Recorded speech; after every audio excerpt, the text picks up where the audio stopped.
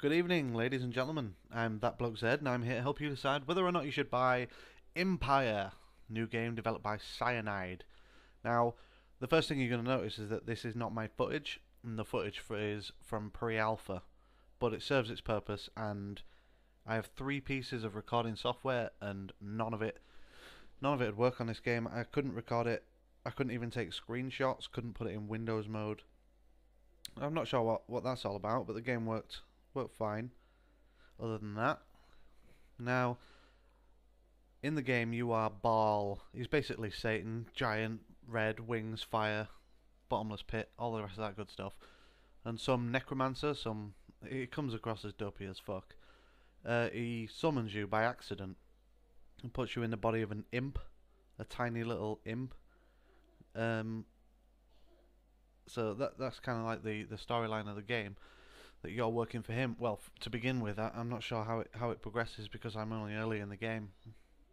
As you progress through the game, you level up, and you can go down a certain skill path, and you end up growing in size. And depending on whether you pick commander, mage, or warrior, depends on your outward appearance and your skills. The voice acting in the game is fantastic. The script writing's great. Very, very comedy. Very good. There is no lip syncing at all, I've noticed.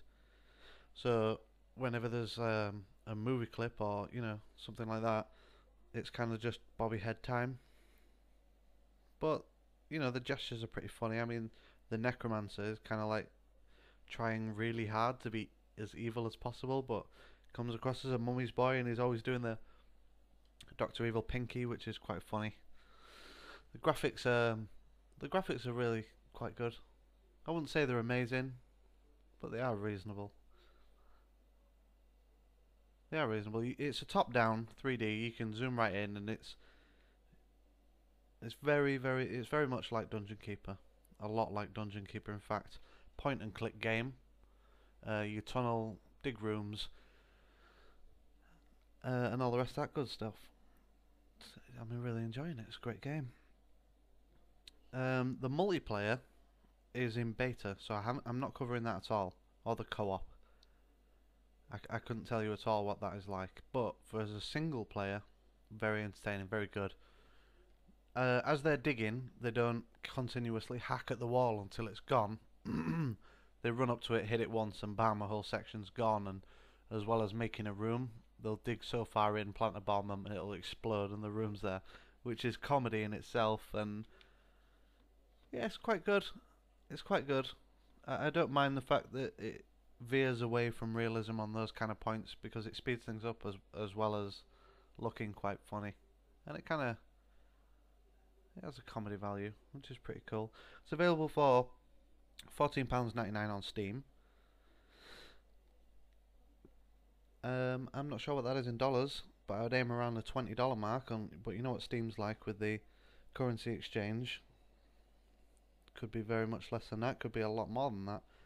And although I want to kind of keep this review pretty short, because I'm not using my footage and I don't like it. I don't usually like doing that at all. But in this particular instance, I don't have any choice.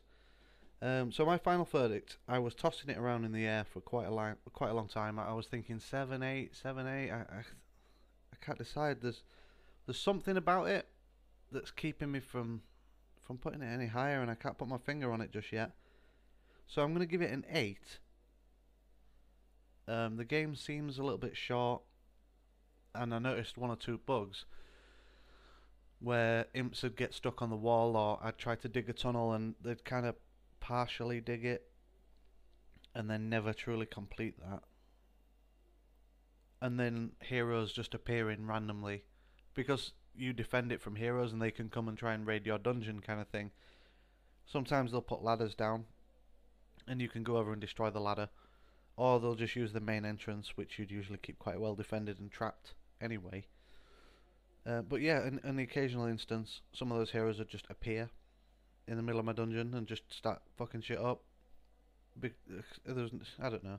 There was just a couple of bugs, and after clocking around 9 hours gameplay, I suffered a massive like absolutely catastrophic crash. I had to Alt F4 to get out of that and restart the game. So I recommend this as a single player game. As a multiplayer, I'm not sure. I really don't know. But as a single player, I think it's a very good homage to Dungeon Keeper-esque games, and I'm really enjoying it. I'm glad I paid for it. For £15, you can't really argue. Most people would have asked for, quite a bit more than that, which would probably account as to why it feels really short. I mentioned the bugs, but they're really not that many. After the amount of time that I've played this game, I only experienced those bugs. Well, I mean, the imps running into the walls, that I had that like 3 or 4 times, and the heroes was pretty constant, but the catastrophic crash, that was just once. Just one time, and it was after quite a while of playing. Yeah, I give this my recommendation. I think that it's well worth the price. And they'll keep working on it since it's only a new release. So thank you very much. I've been Thatbloke Zed.